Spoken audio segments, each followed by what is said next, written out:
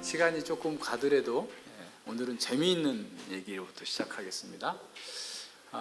이 사람들의 세계관, 인생관을 형성하는 것은 세상을 어떻게 이해하느냐에 달려있죠. 그러니까 세계관은 각각의 어떤 민족이나 또는 나라들이 가지고 있는 어떤 거대 담론, 그러니까 메가스토리라고 그러죠.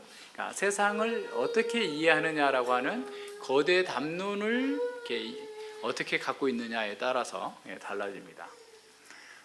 우리가 알고 있는 이 느부갓네살 왕이 살고 있던 이 바벨론에는 이 메소포타미아 문명이라고 그래서 지금부터 한 5, 6천 년 전부터 한 7천 년 전부터 수많은 문화와 문명이 꽃을 피웠어요.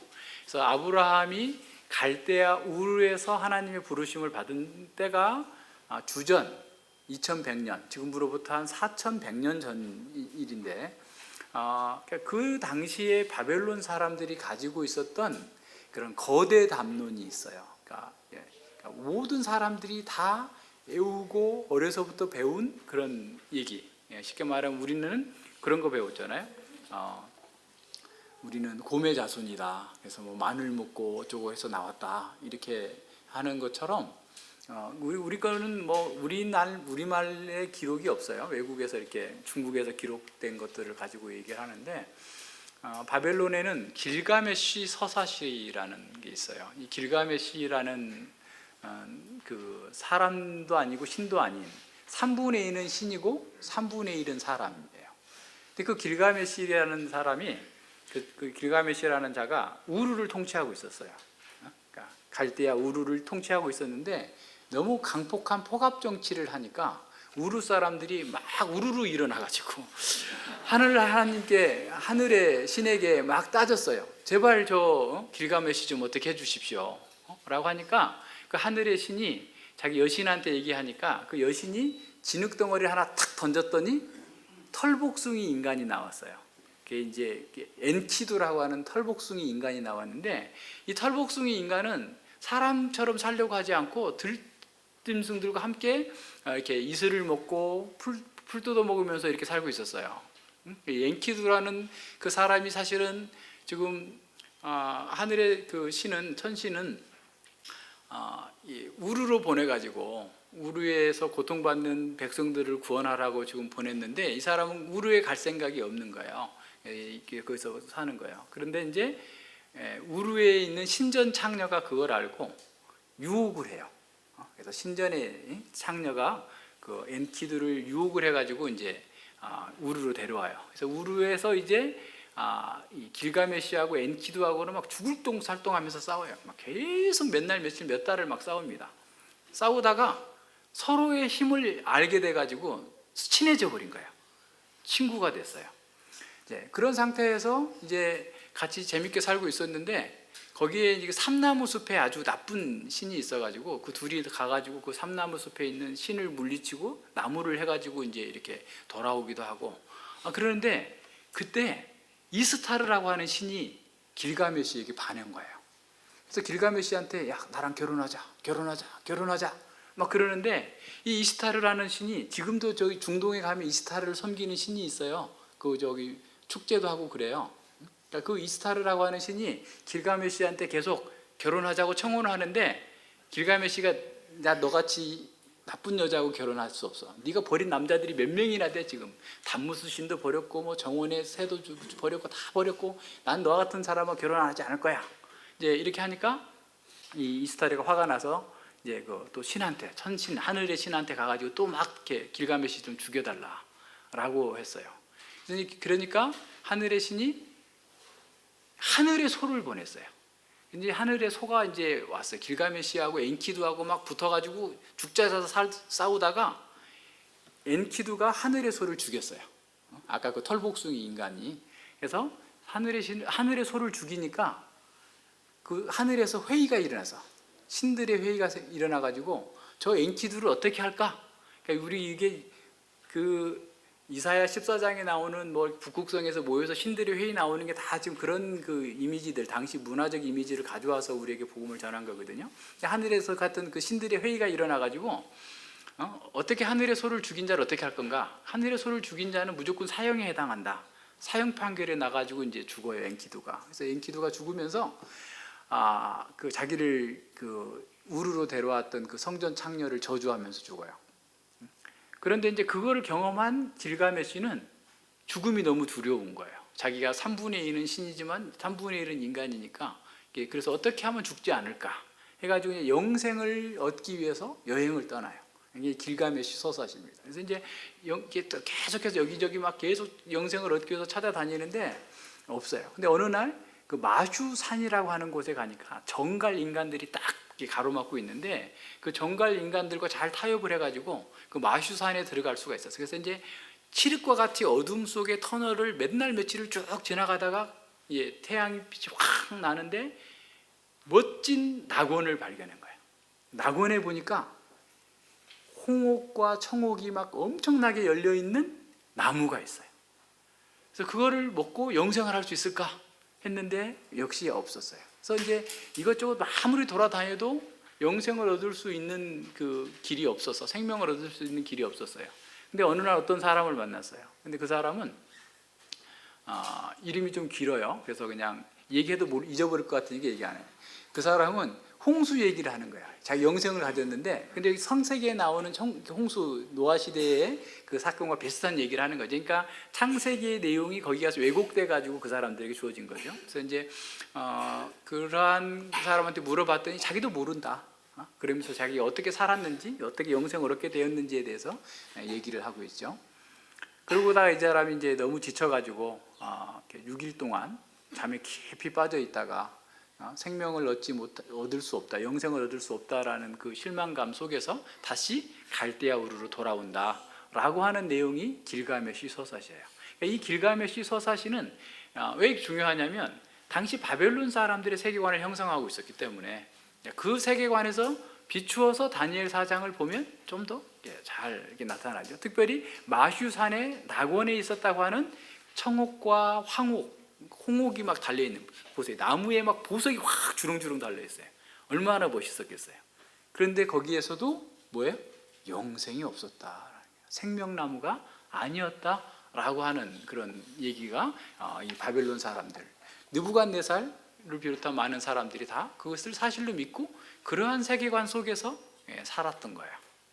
그런 세계관들 속에서 살았던 사람에게 하나님의 계시가 어떻게 주어졌고 또 그 계시를 통해서 하나님께서 오늘날 우리에게 뭘 말씀하고 있는가, 이걸 보여주는 거죠. 다니엘서 4장의 중심 모티브는 뭐냐면 나무예요, 나무. 이 느부갓네살 왕이 꿈꾼 그 꿈의 중심 내용이 나무입니다. 거대한 나무죠. 그래서 이 나무는 땅의 중심에 있었고 하늘까지 닿았고 땅 끝까지 펼쳐져 있고 거기에 많은 사람들이, 생물들이 와서 은신처를 삼고 쉬는 그런 곳이죠. 이러한 그 나무에 대한 이미지는 굉장히 크게 이렇게 나타납니다. 당시 이스라엘 팔레스타인과 마찬가지로 그 바벨론 지역에도 광야 지역이 많아요. 사막 지역이 많기 때문에 큰 나무가 자라기가 쉽지 않은 그런 지역입니다. 그러니까 이제 예전에 어떤 선교사님을 통해서 얘기를 들었는데, 그 터키인지 어디 그 선교 여행을 갔는데 그쪽에 터키 사람들이 아주 좋은 곳이 있으니까 우리 소풍 가자 해가지고 갔더니 광야에 나무 몇 그루, 그냥 시덥지 않은 나무 몇 그루 있는 곳이 너무너무 좋은 곳이라고 가자고 하더라는 거죠. 그러니까 우리는 그런 면에서 보면 자연환경은 굉장히 좋은 거기 때문에 그걸 잘 이해할 수 없겠지만 이 지금 팔레스타인이나 또는 이 바벨론 지역의 그 지역은 사막지대고 광야지대이기 때문에 거대한 나무가 자라기가 어려운 것이죠. 그래서 이제 당시 사람들 그런 큰 나무는 하늘과 닿았다라는 생각을 하게 됐고, 그래서 막 신성이 있다라고 생각을 한 거예요. 그래서 이제 이스라엘 백성들이 그 팔레스타인 그 가나안 땅에 들어가 가지고 나무만 있는 곳에 가면 모두 다 산당을 지어놓고 우상 숭배를 했던 것도 당시의 풍요제의와 관련된 거죠. 광야의 메마른 땅 위에서 푸른 나무가 울창하게 펼쳐 있다 보면 거기 마치 신목인 것처럼, 그러니까 신성이 들어있는 나무인 것으로 이렇게 생각을 했던 것이죠. 그래서 이제 그 골딩게이라고 하는 학자는 이렇게 얘기합니다. 그 나무에 대해서 높고 뛰어나고 푸른 그런 그 열매가 많은 그런 나무는 살아있고 초월적이며 생명을 주거나 생명을 유지해주는 우주적 현실 또는 신 자체라고 생각을 했다라는 거죠. 그러니까 그래서 이런 나무는 자연스럽게 어떻게 보면 왕을 상징했어요. 왜냐하면 왕은 신의 통치를 대신한다라고 생각했기 때문에. 그래서 왕은 신에게서 받은 생명과 양식을 그리고 보호를 자기 백성들에게 제공해 준다라는 의미로서 나무의 이미지가 당시 사람들에게는 널리 퍼져 있었던 것이죠. 그래서 이 다니엘서 4장은 느부갓네살이 꾼 이 꿈을 통해서 당시에 특별히 이 아람어 본문이라고 그랬잖아요. 지금 2장 4절부터 7장까지는 아람어 본문이에요. 그러니까 아람어는 그 당시의 공용어입니다. 모든 그 바벨론 사람들이 다 읽을 수 있는 공용어로 기록된 이 아람어 본문에서 느부갓네살의 꿈을 이렇게 통해서 우리에게 뭘 보여주고 있어요? 누가 생명을 주시는 분인가? 누가 진정한 생명나무인가? 이것들을 우리에게 아주 드라마틱하게 보여줍니다. 용맹한 친구 엔키두가 죽은 다음에 영생을 얻기 위해서 길을 떠났던 길가메시는 아무리 아름다운 그런 나무였지만 거기서 생명을 발견하지 못했던 것처럼 오늘날 많은 사람들도 하나님 없는 곳에서 영생을 얻기 위해서, 인생의 행복을 찾기 위해서 길가메시처럼 이리저리 떠돌고 있죠. 해외여행도 가고 영화도 보고 맛있는 것도 먹고 인간이 할 수 있는 것은 다 해보는 거예요. 그렇지만 여전히 그들은 허무와 절망 속에서 자신들의 갈망을 채우지 못하고 있는 그런 상황을 보고 있는 거죠. 자, 본문은 포로지에서 고통당하고 있던 유대인들 뿐만 아니라 오늘 모든 시대의 우리에게도 생명과 행복과 인생의 갈망을 채울 수 있는 분이 누구인지를 우리에게 충격적인 드라마처럼, 영화처럼 보여주고 있습니다. 느부갓네살 왕이 두 번째 꿈을 꾼 거죠. 지금 다니엘서 본문에서 첫 번째 꿈은 금신상, 금머리, 그 다음에 은 쭉 나왔던 그런 신상이 뜨인 도래에서 깨어지는 그 상황이었고, 그때는 통치 초기에 꾸었던 꿈이라고 한다면 이것은 지금 통치 말기에 모든 것이 안정되고 제국의 모든 그 번영이 지금 최고의 절정에 달했을 때 꿈을 꾼 그런 상황입니다. 그래서 마치 이 느부갓네살 왕은 전도지를 들고서 외치는 것 같아요. 그래서 이제 처음 1절과 3절에서 서두에서, 편지의 서두에, 조서에, 모든 백성들에게 보내는 조서에서 하나님을 찬양하라, 찬양한다 라고 얘기하고, 또 마지막에 또 결말에 가서 또다시 하나님을 찬양하라 라는 얘기가 나오고, 그 중간에 이 꿈의 내용과 꿈의 해석, 그리고 선지자의 어떤 목회적인 적용, 그리고 그 성취가 어떻게 나타나는지를 보여주고 있습니다. 그래서 1절과 3절에서 느부갓네살 왕은 하나님을 찬양합니다. 도대체 자기는 찬양하지 않을 수 없을 그런 경험을 한 것이죠. 그는 제국에 경고해줬고, 그는 아주 뛰어난 건축가였고, 또 건축 프로젝트를 완성하기 위해서 평생에 걸쳐서 아주 큰 노력을 기울였던 그런 사람입니다. 마침내 제국의 그런 그 영광을 상징하는 수많은 그 아름답고 웅장한 건축물들이 완성되어졌고, 그런 가운데에서 어느 누구도 바벨론의 어떤 그 권세나 또 바벨론에 도전할 수 있는 세력들도 다 사라져버린, 그래서 정말 만인지상으로서 이 느부갓네살 왕권이 견고해졌을 때 자기도 생각해도 못하고 예상하지도 못했던 그런 경험을 하게 된 것이죠. 그러면서 1절과 3절에서 느부갓네살 왕은 천하에 거하는 백성들과 나라들과 각 방언하는 자에게 조소하노라. 원하노니 너희에게 많은 평강이 있을지어다. 이게 보통적인 인사말이죠. 그러면서 지극히 높으신 하나님이 내게 행하신 이적과 기사를 내가 알게 하기를 즐겨하노라. 크도다 그 이적이여 능하도다 그 기사여 그 나라는 영원한 나라여 그 권병은 대대에 이르리로다 라는 거죠. 느부갓네살은 자신이 경험한 이 내용들을 말하지 않고는 견딜 수 없는 이런 거죠. 그래서 뭐 요즘에도 TV에 인기 있는지 모르겠지만 뭐 세상에 이런 일이, 그죠?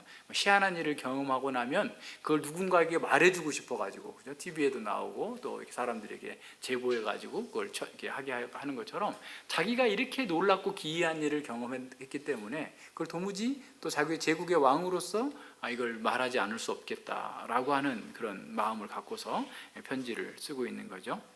그래서 자신이 직접 경험한 사건을 통해서 하나님의 진리를 깨닫게 되고 또 하나님을 찬양하는 그런 내용들을 쓰고 있습니다. 자, 몇십 년 동안 왕의 자리에서 견고하게 자신의 왕권을 위하여서 노력했던 그 사람이 이제 영원한 왕을 만나고서 하나님께 대하여서 사람들에게 알리고자 하는 이런 편지를 쓰고 있는 거죠. 그래서 이 본문을 통해서 모든 사람들, 모든 시대 사람들에게 이 역사를 주관하시는 분이 누구인가? 모든 왕들을 세웠다 패하시는 분이 누구인가? 라고 하는 사실을 깨닫고 사람을 두려워하지 아니하고 하나님을 두려워하고 하나님의 뜻에 합당하게 살아갈 수 있도록 이 편지를 기록하게 해주신 것이죠.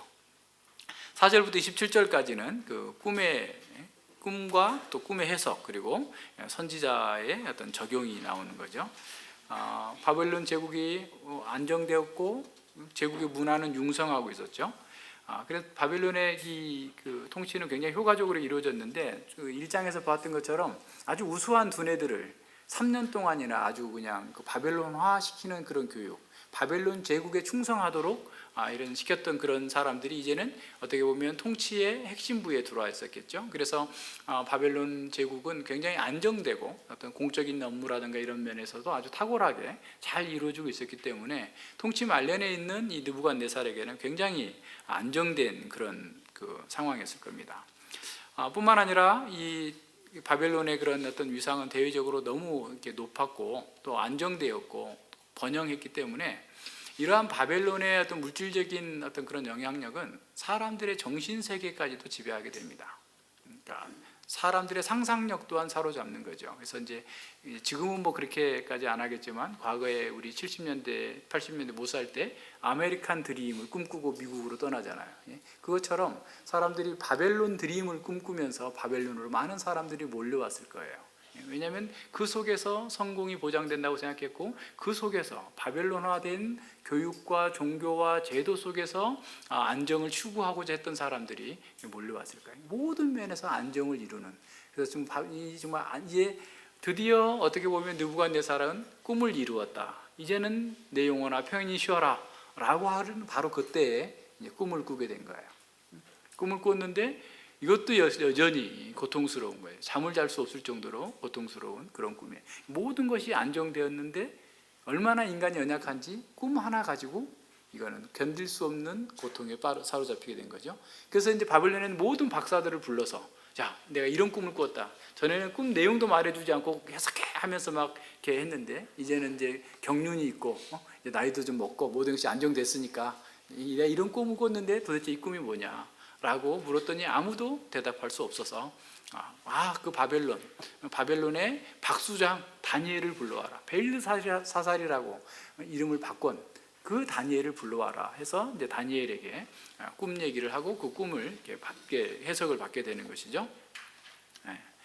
그래서 이제 그 구절에 보면 다니엘의 공식적인 명칭이 박수장이에요. 그러니까 모든 박사들의 장인 거죠.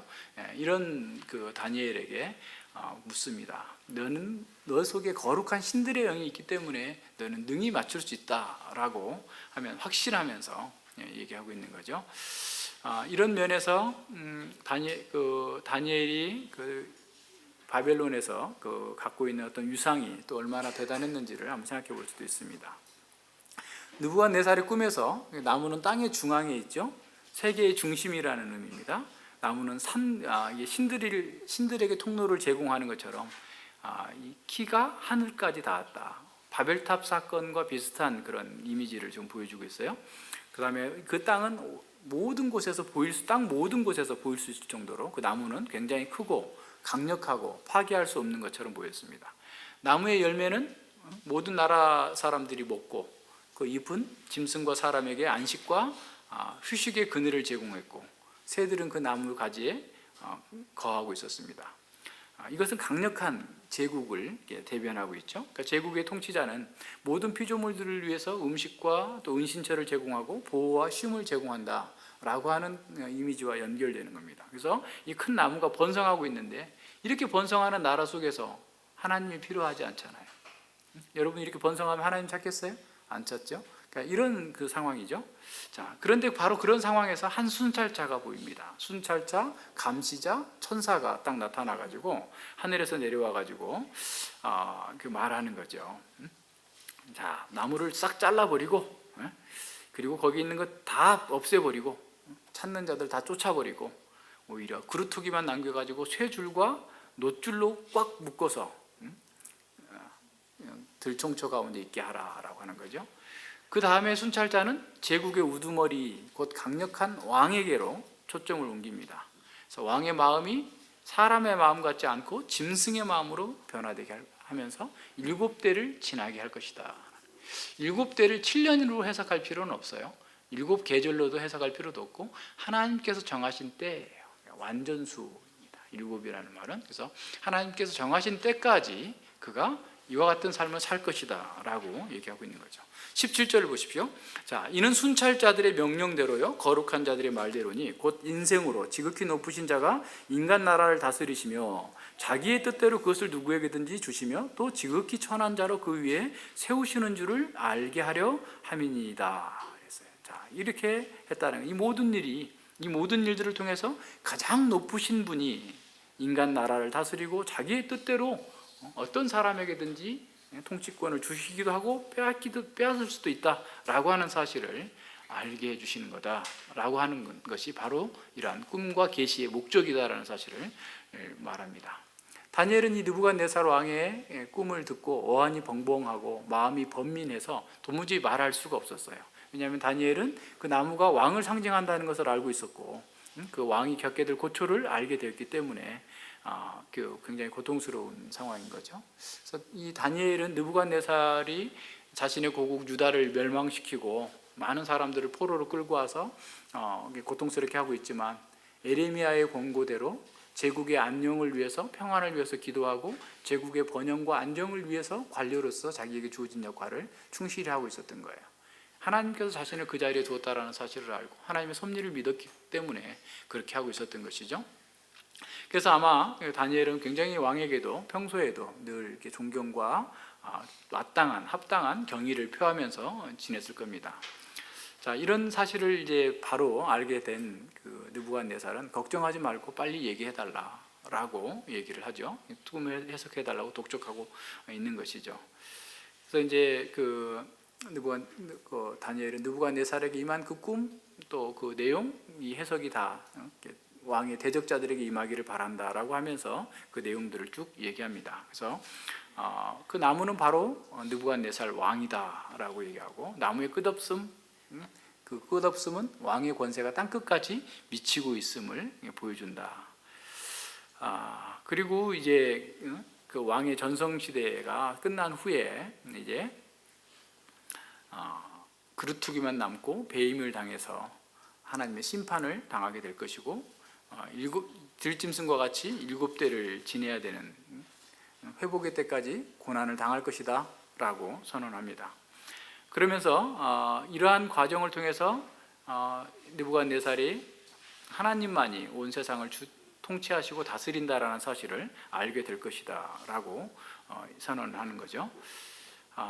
그래서 오히려 그 왕이 자신이 견고하게 계속해서 평안을 누리기를 원한다면 온 세계를 다스리는 분이 누구신지를 분명히 아는 것이 필요하다라고 하는 사실을 전해줍니다.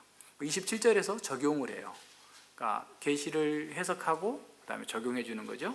목회적 적용입니다. 27절 봅시다. 그런즉 왕이여 나의 가난한 것을 받으시고 공의를 행함으로 죄를 속하고 가난한 자를 긍휼히 여김으로 죄악을 속하소서. 그리하시면 왕의 평안함이 혹시 장구하리이다. 자, 다니엘은 느부갓네살의 왕의 꿈을 통해서 하나님의 뜻과 의지를 이렇게 분명하게 보여준 다음에 자, 그렇다면 당신이 어떻게 행해야 될 것인가에 대해서 선언해 주고 있어요.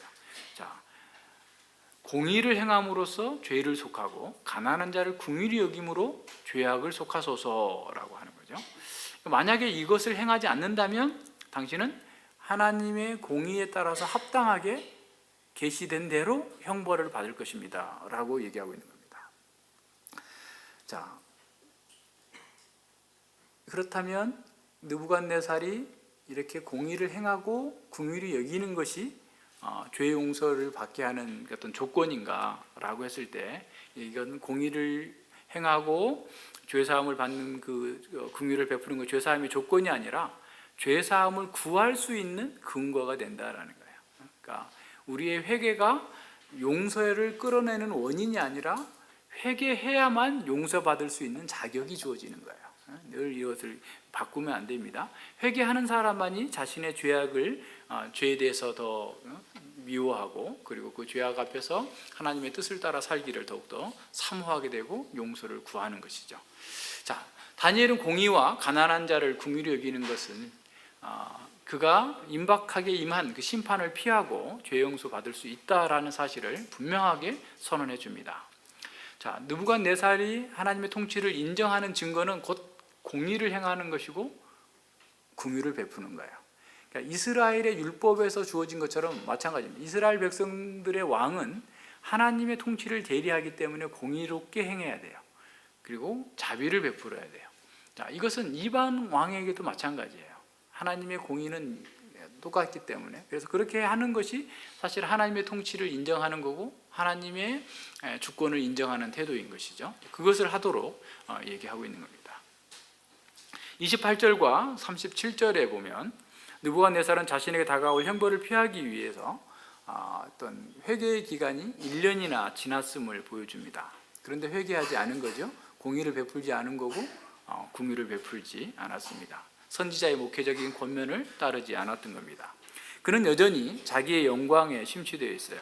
바벨론 성의 화려함과 느부갓네살 왕의 교만은 어떻게 보면 온 인류의 교만과 또 불완전한 성취를 우리에게 보여주고 있습니다.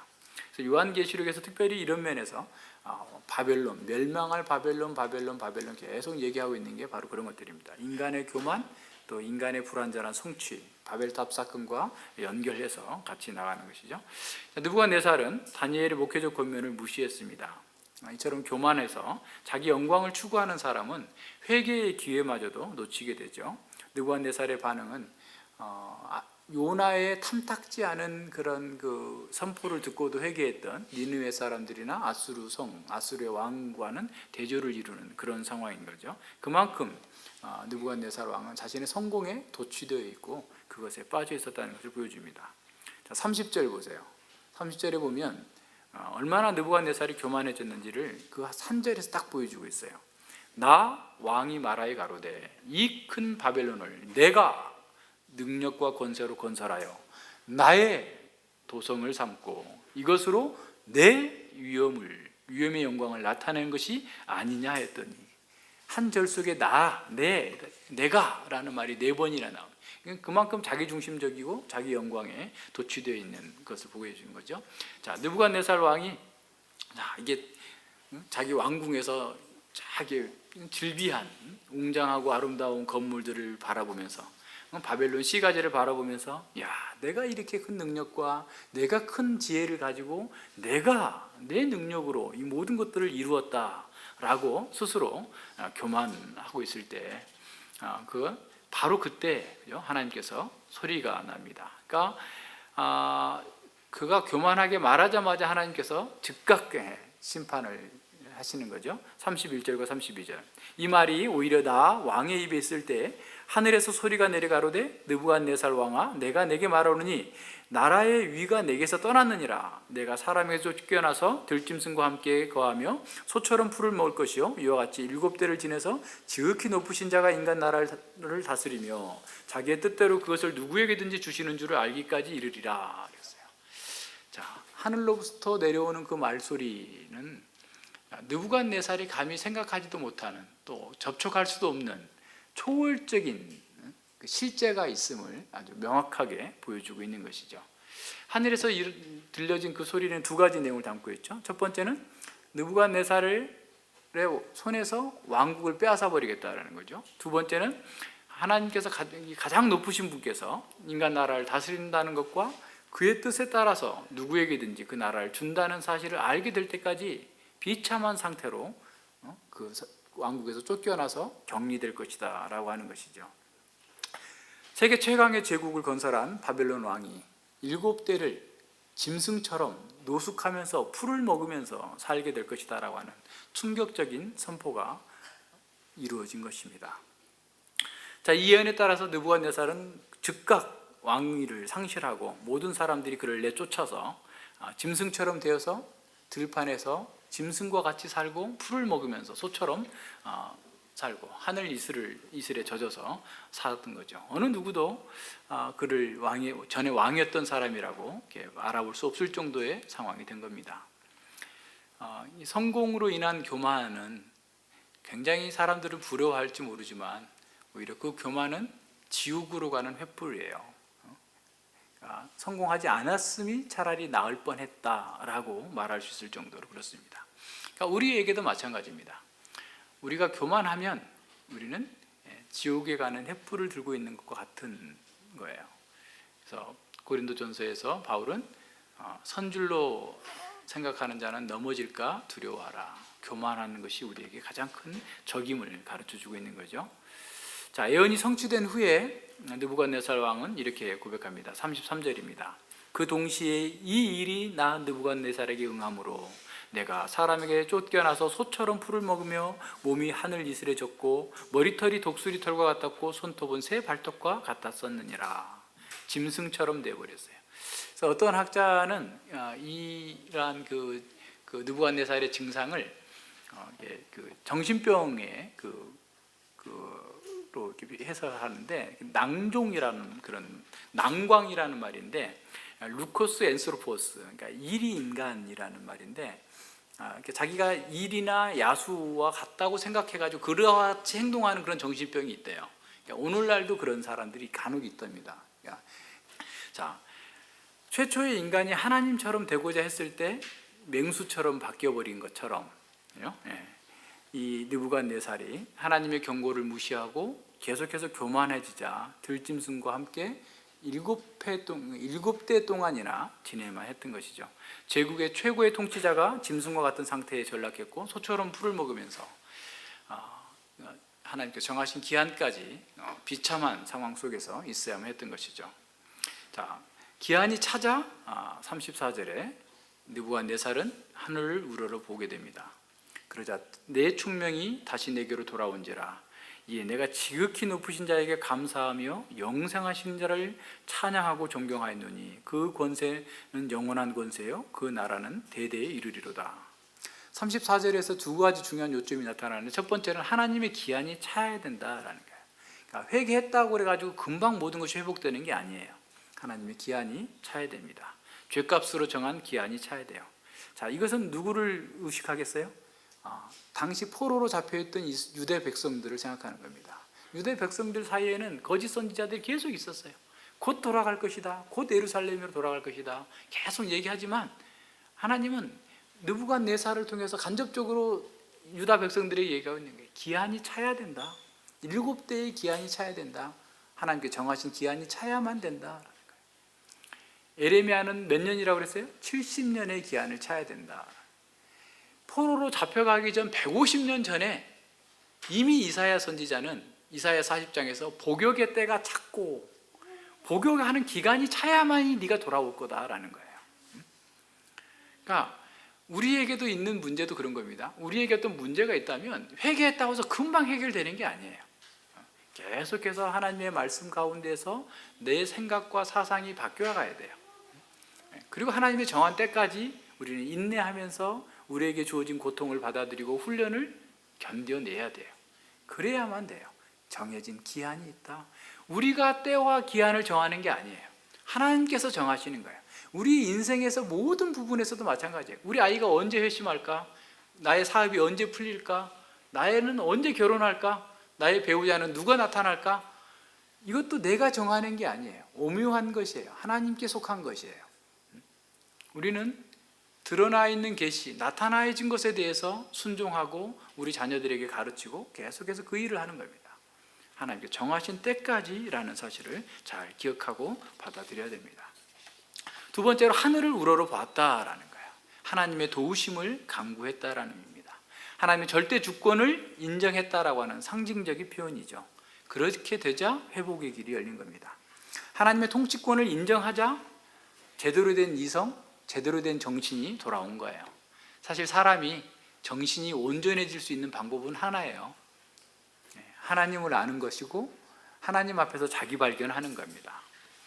이게 안 된 사람들은 정신이 온전한 사람이 아니에요. 미안하지만 하나님을 아는 것에서, 자기를 아는 것에서 돌아와요. 그게 제정신이 돌아오는 거죠. 자, 느부갓네살은 가장 강력한 왕에서 가장 비참한 사람으로 전락했습니다. 그런 들판에서 짐승들과 함께 지내는 동안 얼마나 자신이 보잘것없는 존재인지, 얼마나 자신은 티끌과 같은 존재인지, 짐승보다 못한 존재인지를 깨닫게 된 거죠. 동시에 얼마나 하나님이 위대한 분이신지, 얼마나 하나님의 주권과 하나님의 말씀이 엄미한 것인지를 그 사건을 통해서 경험하게 됩니다. 자, 느부갓네살의 회복도 하나님의 은혜이죠. 그러니까 이렇게 이방인이라 할지라도 하나님의 때가 되어서 그가 하나님을 인정하고 하나님의 주권에 순복하면 하나님께서는 약속하신 대로 그를 회복시켜 주시는 것입니다. 회복의 시작은 하나님의 통치, 하나님의 주권을 인정하는 바로 그 시점을 통해서 일어나게 되는 겁니다. 자, 느부갓네살이 이제 정신이 회복되자 가장 높으신 하나님, 그 가장 높으신 그분이 다스리는 영원한 나라를 찬양하고 영광을 돌립니다. 34절과 35절입니다. 자, 이에 내가 지극히 높으신 자에게 감사하며 영생하시는 자를 찬양하고 존경하였노니 그 권세는 영원한 권세요 그 나라는 대대에 이르리로다. 땅의 모든 거민을 없는 것 같이 여기시며 하늘의 군사에게든지 땅의 거민에게든지 그는 자기 뜻대로 행하시나니 누가 그의 손을 금하든지 혹시 이르기를 내가 무엇을 하느냐 할 자가 없도다. 자, 느부갓네살 하나님 나라의 권능과 영원한 특성을 찬양하면서 이 편지를 시작한 것처럼 이제는 영원하시고 능력 있고 주권적인 하나님의 통치를 찬양하면서 편지를, 조서를 마무리하고 있습니다. 느부갓네살은 인생들이 하나님 앞에서 겸손하게 될 때만 진실로 인간이 된다는 사실을 배웠고 그것을 바로 선포하고 있는 거예요. 하나님 앞에 겸손하게 될 때만 인간답게 살 수 있는 것이다. 너희들도 그렇게 알고 그렇게 하나님을 찬양하라 라는 것이죠. 자, 느부갓네살은 다시 왕으로 복귀하게 됩니다. 이것도 기적 같은 일이죠. 다 싫다고 내쫓아가지고 그냥 짐승처럼 된 사람을 다시 또 받아들여가지고 다 모든 사람들이 그 권위에 복종하고 왕으로 인정하는 것, 하나님의 은혜가 아니면, 하나님의 권능이 아니면 불가능한 일입니다. 하나님의 주권적인 통치를 드러내고 있는 것이죠. 그러면 36절과 37절에서 바로 느부갓네살은 그 하나님을 찬양합니다. 동시에 내 총명이 내게로 돌아왔고 내 나라 내 영광에 대해서도 내 위엄과 내 광명이 내게로 돌아왔고 또 나의 모든 모사와 관원들이 내게 조회하니 내가 내 나라에서 다시 세움을 입고 또 지극한 위세가 내게 더하였느니라. 그러므로 나 느부갓네살이 하늘의 왕을 찬양하며 칭송하며 존경하노니 이 일이 다 진실하고 그의 행하심이 의로우심으로 무릇 교만하게 행하는 자를 그가 능히 낮추심이니라. 그러니까 너희들 나의 경험을 들어봤지? 왕한테 그랬다면 너희 백성들은 어때야 마땅하겠니? 라고 얘기하는 것과 동일한 거죠.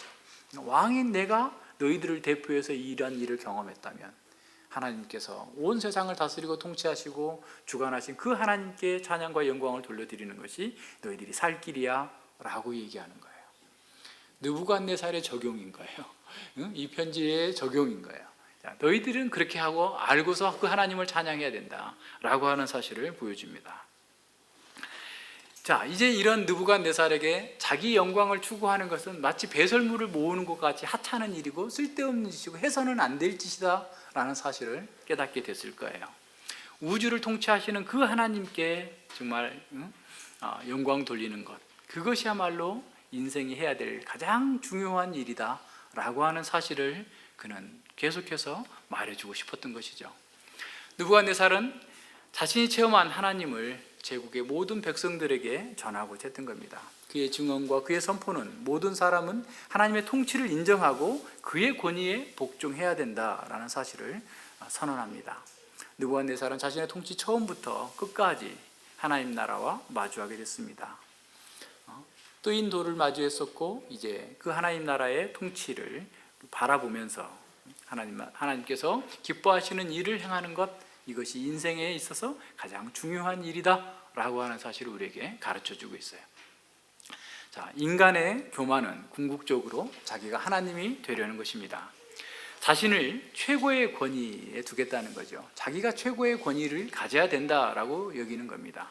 이런 교만은 특히 힘있고 권세 있는 자들에게 빈번하게 나타나죠. 힘 있는 사람들은 다른 사람들을 많이 부리고 자기 말만 하면 다 되니까 자기가 마치 하나님인 것처럼 생각하게 되는 거죠.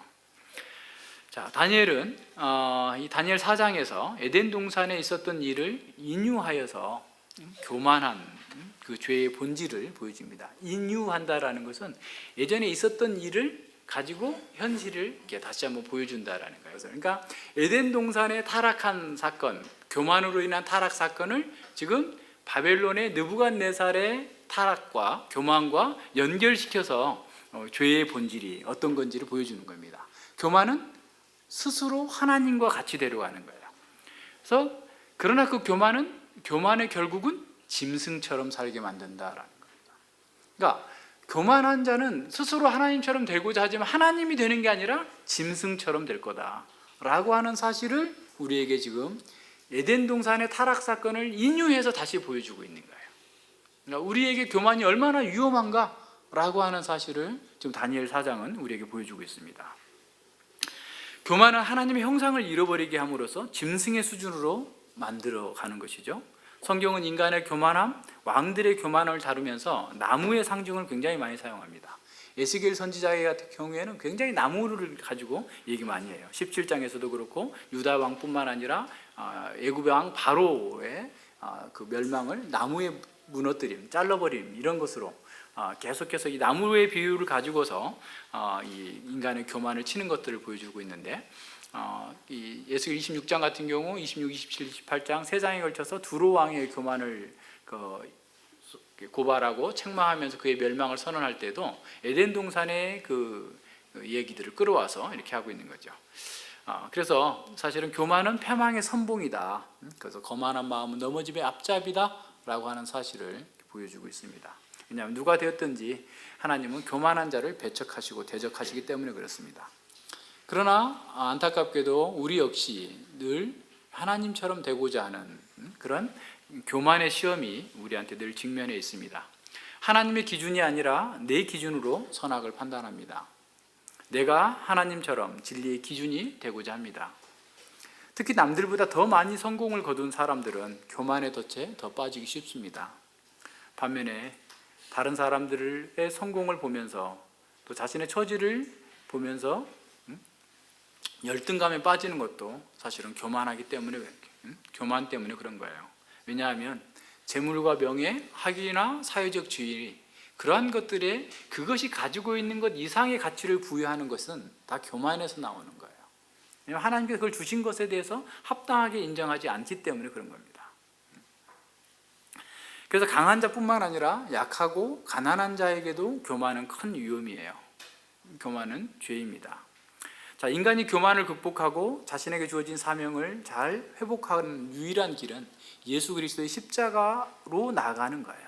십자가의 은혜 가운데에서 참으로 하나님을 만나야만 느부갓네살이 들총초 가운데에서 거하면서 질짐승처럼 살다가 하나를 우러러 봤던 것처럼 우리가 십자가에 나타난 그리스도의 은혜를 보기 전까지 우리의 교만은 사라지지 않을 겁니다. 그러니까 십자가의 은혜를 깨달은 사람, 체험한 사람만이 교만의 죄에서 죄와 싸워서 이길 수 있어요. 예수님의 십자가는 진정한 생명나무입니다. 인간이 범죄로 말미암아서 에덴 동산에 들어가는 동편 문이 두루 도는 화영검, 불칼에 의해서 갇혀 닫히게 됐는데 예수님께서 십자가로 우리에게 주어진 그 죄의 모든 저주를 다 감당하셔서 그 불칼을 뚫고 나아가서 하나님께 나아갈 수 있는 길을 여셨고 생명나무로 가는 길을 열어주셨습니다. 그래서 미가 선지자는 예수님이 오시기 전 700년 전에 이렇게 선언했죠. 우리를 긍휼히 여기셔서 우리의 죄악을 발로 밟으시고 우리의 모든 죄를 깊은 바다에 던지시리이다. 우리의 죄를 깊은 바다에 던져서 다시는 나오지 않게 만드실 거예요. 동이서에서 먼 것 같이 우리 죄과를 멀리 옮기셨다. 그리스도의 십자가가 우리에게 생명을 주시는 그 십자가가 우리를 그렇게 만들어 주신 거예요. 예수님께서는 우리의 모든 인간의 죄가 초래한 모든 사망의 저주들을 제거해 주셨어요. 그래서 우리가 더 이상 저주 아래 있지 않고 사망 아래 있지 아니하고 살아 있습니다. 그러나 십자가는 죄 용서에서 머물지 않습니다. 하나님의 자리를 차지하려 했던 교만한 강도였던 우리에게 하나님의 상속자가 되게 하셨어요. 십자가는 우리의 갈망을 채우는 안식과 자유, 평안과 행복을 줍니다. 사람들이 저주의 나무라고 외쳤던 그리스도의 십자가는 우리 인간의 영혼의 모든 필요를 공급해주고 모든 열망을 채워주는 생명의 열매들을 계속해서 공급해주고 있습니다. 수장절에 예수님께서는 유대인들에게 성전에서 이렇게 큰 소리로 외쳤습니다. 누구든지 목마르거든 내게로 와서 마셔라. 나를 믿는 자는 성경의 이름과 같이 그 배에서 생수의 강이 흘러나리라. 예수님을 통해서 하나님의 모든 부유하심을 우리는 누릴 수 있게 됩니다. 예수님의 십자가는 생명의 강수로서 우리에게 흘러나오도록 하는 생명나무였습니다. 그래서 예수님은 공생의 마지막 가르침에서 에덴 동산의 두 나무가 바로 자신이다 라고 선언하고 있어요. 내가 곧 길이니 내가 곧 길이요 진리요 생명이니 나로 말미암지 않고는 아버지께로 올 수가 없다. 내가 곧 길이다. 하나님께로 나아가는 길이에요. 에덴 동산의 그 불칼을 뚫고 나아가는 그 길이고 선악과 나무이고 진리라는 것은 선악과 나무이고 내가 생명이니 내가 곧 생명나무다 라고 선언하고 있어요. 예수님의 십자가가 우리의 생명나무입니다. 우리는 십자가의 진리를 받아들이고 십자가의 진리를 행할 때 생명의 부유함을 마음껏 누릴 수 있어요. 예수님께서 너희가 나를 사랑하면 내 계명을 지키리라. 예수님의 계명을 따라서 삶으로써 예수님 안에 주어지는 생명의 부유함을 우리에게 누릴 수 있도록 만들어 주신 것입니다. 예수님께서 우리에게 진리의 성령을 보내주셔서 진리 안에서 행할 수 있도록 만들어 주셨어요. 과거에는 성령께서 오시지 않았다면 우리는 진리를 알고서도 행할 수 없었어요. 성령님께서 우리 가운데 계셔서 하나님의 말씀을 깨닫게 하실 뿐만 아니라 행하게 하심으로 예수님께로부터 오는 생명나무의 열매를 마음껏 누리고 흡족하게 살아갈 수 있도록 만들어 주십니다. 이렇게 성령 안에서 우리는 생명의 기쁨을 누리고 성령님의 인도함을 받는 자들은 하나님의 통치와 하나님의 주권에 순복하는 사람입니다. 기쁘게 순복하는 거예요. 열복하는 사람들입니다. 교만의 죄에서 벗어나서 하나님의 다스림과 통치를 오히려 열망하는 사람이에요. 전에는 하나님의 통치와 하나님의 다스림을 피하려고 하고 도망치려고 했다면 야, 하나님 저를 다스려 주시옵소서. 내가 주님 안에 거하기를 원합니다. 주께서 나의 주인이 되어주시고 주께서 나의 모든 것들을 주관하여 주시옵소서. 열망하고 기뻐하면서 소망하는 것이죠.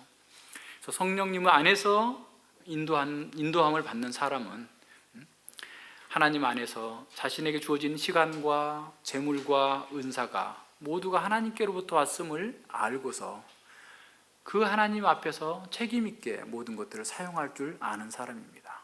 자신의 삶의 모든 영역에서 하나님의 주권을 인정하고 형통할 때든지 아플 때든지 괴로울 때든지 하나님의 섭리 가운데에서 그 모든 것들을 견디고 받아들이면서 이겨내는 사람입니다. 비록 그 순종이 연약하다 할지라도 모든 면에서 그는 성장하고 자라갈 것입니다. 우리는 하나님 나라가 극치에 이르게 될 때까지 우리는 계속해서 자라갈 거예요. 하나님의 보좌에서 나오는 그 발원한 생명수 강가에 심겨진 생명나무를 우리는 흡족하게 먹고 마시면서 지고의 복을 누리게 될 것입니다. 오늘날도 많은 사람들, 많은 국가들, 많은 대기업, 글로벌 기업들이 내가 생명나무다, 나한테 와서 안식을 누려라, 내가 너희들에게 행복과 평강을 줄 것이다, 화려한 청옥과 황옥과 아름다운 보화들을 걸어놓고 애플폰을 걸어놓고 크리스마스 선물이라고 하면서 사람들을 불러 모을지 모르지만 그것들은 사실은 다 하나님께서 주신 일반 은혜의 결과들이에요. 그들이 만들어낸 거 아닙니다. 만약에 그들이 하나님의 주권과 하나님께서 주셨다는 사실을 인정하지 않으면 그들 역시 짐승처럼 될 거예요. 짐승처럼 망해 갈 겁니다. 역사가 그걸 보여주고 있어요. 자, 세상의 거대한 나무들은 길가메시의 서사시에 나오는 그 마슈산의 청옥과 황옥들이 엄청 달려있는 그런 보물이 달려있던 그런 나무처럼 화려하고 웅장하고 아름다울 수 있습니다. 그러나 거기에는 생명이 없습니다. 화려한 보석과 아무리 많은 재물이 할지라도 그 생명을 주지 못합니다. 세상의 화려한 나무들은 생명을 주는 나무가 아닙니다. 그 나무들은 하나님 나라를 울타리 삼고 있는 나무 말뚝에 불과하다는 사실을 알아야 됩니다. 그 말뚝이 아무리 크고 웅장하고 아름답고 수많은 보석들을 장식해 놨다 할지라도 그 울타리 안에 있는 정원에 있는 그 나무와는 비교할 수 없습니다. 왜냐하면 말뚝은 뿌리가 없기 때문에 계속해서 썩어가고 결국은 무너지게 될 것입니다. 하지만 정원에 있는 나무는 그 뿌리가 생명의 근원인 물과 접촉하고 있기 때문에 계속해서 성장하고 자라갈 것입니다. 이것이 그리스도인과 비그리스도인의 본질적인 차이입니다. 우리가 아무리 작은 자라 할지라도 우리 안에 예수님의 생명이 있습니다. 우리 안에 시작된 하나님의 생명은 강하고 올곧게 성장하도록 되어 있습니다. 심지어 죽음과 같은 고통 속에서도 우리의 생명은 주님을 향해서 더 간절하게 자라나갈 것입니다. 하지만 세상 사람들은 아무리 화려하고 대단한 성공을 거머쥐었다 할지라도 생명이 없는 나무 말뚝과 같습니다. 그래서 우리는 세상 사람들을 부러워하지 않고 부러워해서도 안 됩니다. 우리는 예수님의 생명으로 만족하고 예수님 안에서 우리의 모든 갈망을 체험을 받습니다. 우리가 가진 이 생명의 기쁨과 생명의 능력은 썩어가는 그런 나무 말뚝 아래로 몰려가는 사람들에게 인생의 진정한 실상이 무엇인지, 인생의 진정한 실체가 무엇인지를 보여줄 수 있게 합니다. 그래서 참된 생명을 주는 그리스도의 십자가의 그늘, 곧 지존자의 그늘 아래로 돌아오라라고 선포할 수 있습니다. 세상의 거대한 영광은 하나님 나라를 세워가는데 사용되는 공사장의 비계와 같은 거예요. 우리 여러분 비계 봤죠? 우리 여기 공사할 때 비계 다 채워놨잖아요. 부직포 다 채워놔가지고 안에서 무슨 일이 벌어지고 있는지 몰랐잖아요. 부직포를 딱 걷어내니까 짠 하고 나왔잖아요. 번쩍이는 건물이 나온 거죠.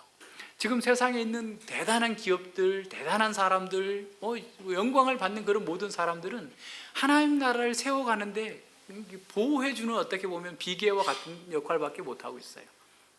근데 그 비계를 부러워하겠어요?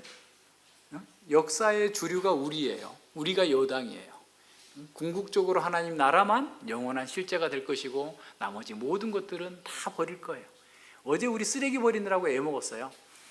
그 비계 설치하던 사람들이 버리고 간 쓰레기까지 우리가 다 버렸어요. 그래서 그 쓰레기 버리고 이 실체만 남은 것처럼, 그죠? 이 세상에 아무리 화려하고 대단한 기업, 나라들 다 사라져 버릴 거예요. 썩어져 버릴 거예요. 그것들에 우리가 마음을 빼앗기고 거기에 우리의 마음과 정신을 놓으면 안 된다라는 사실을 보여줍니다.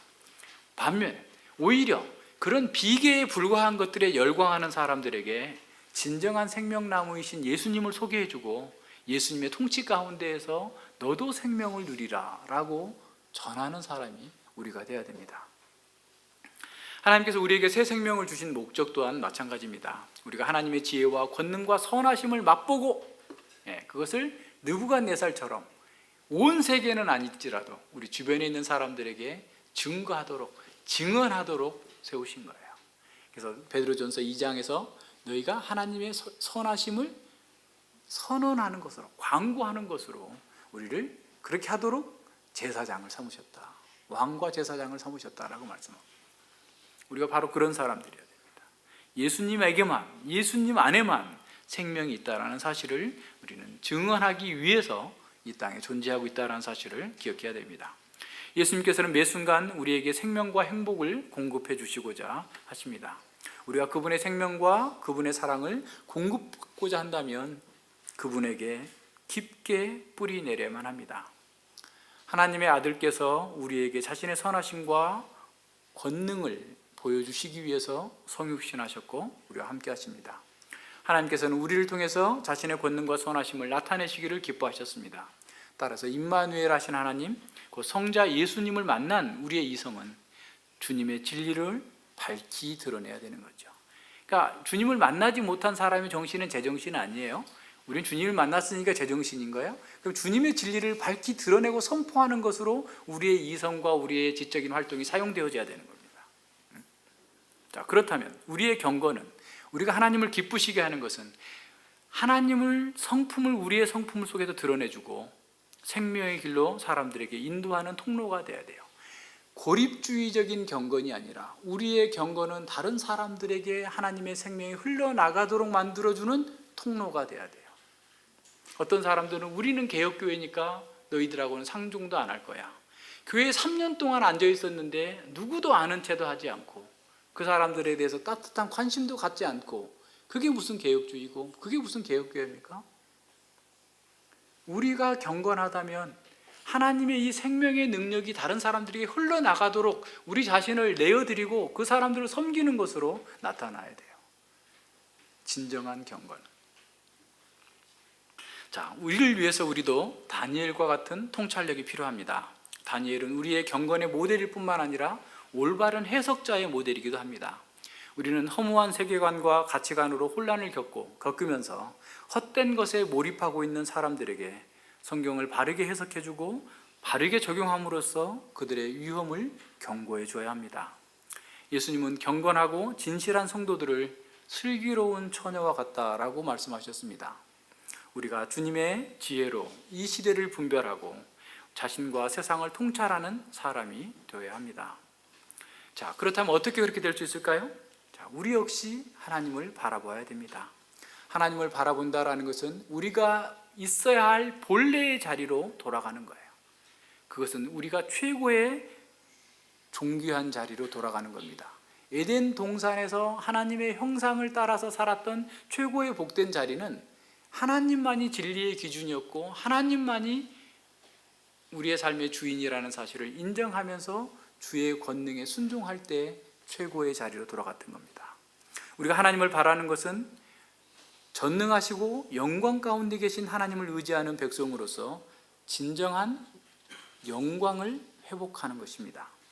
자, 이렇게 복된 자리로 들어가려면 성경을 공부해야 돼요. 그러니 성경 공부를 중요하게 생각하지 않을 수 없죠.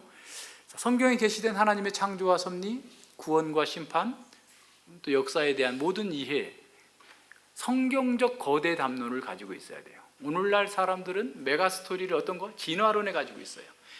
진화론적인 진보주의의 거대 담론을 가지고 있어요. 그러나 그것은 잘못되어 있기 때문에 결국 그들은 허무와 절망에 빠지고 헛되게 인생을 낭비하고 멸망에 떨어질 거예요.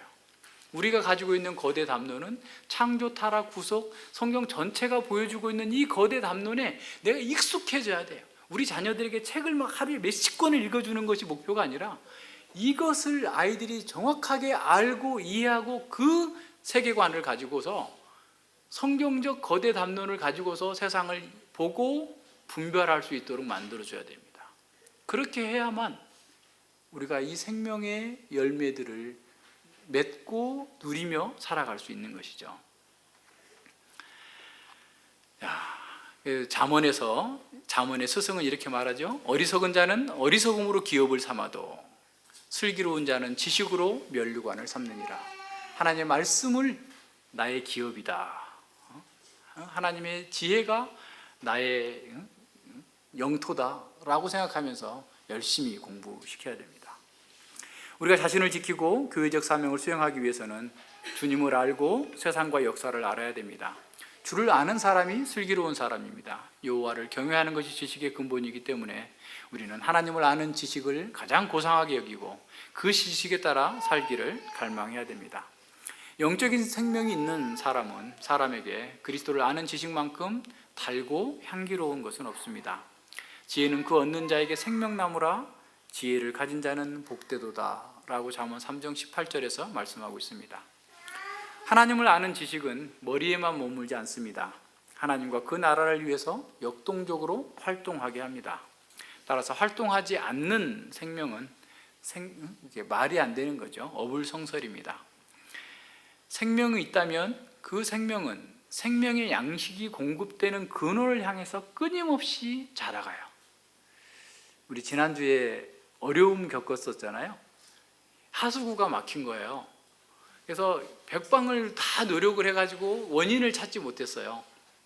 그래서 당신들 구청에서 공사를 잘못한 거야. 구청에서 책임져 해서 구청에서 그 도로를 다 파냈는데도 아무것도 없어요. 그래서 더 안으로 팠는데 거기서도 답이 안 나왔는데 그분들이 이제 전문가들이 와가지고 막 뭘 쑤셔놓고 막 하는데 시커먼 이런 게 막 덩어리채 나온 거예요. 이렇게 머리카락인 줄 알았어요. 나무 뿌리예요. 나무 뿌리. 사진 찍어놨어요. 이따 보고 싶은 사람 보세요. 깜짝 놀랐어요. 그래서 이 사람도 그러는 거예요. 아니 세상에 나 이런 거 처음 본다는 거예요. 나무 뿌리가 거기에 이게 물의 근원을 찾아서 물을 먹어야 사니까 피부시관을 어떻게 뚫었는지 한번 열어봐야 될 것 같은데 그 뚫어가지고 거기가 막힐 정도로 뿌리가 꽝꽝 뭉쳐 있는 거예요. 생명이 있기 때문에 생명의 근원을 향해서 어떠한 어려움이 있어도 뚫고 들어가는 거예요. 그래서 제가 이제 어떤 조경하는 형님한테 물어봤어요. 이런 일이 있습니다. 그랬더니 그래서 요즘에는 정원수, 집에다 심는 정원수는 뿌리가 약한 것만 심는 20년, 30년 되면 그게 꼭 그렇게 들어간대요.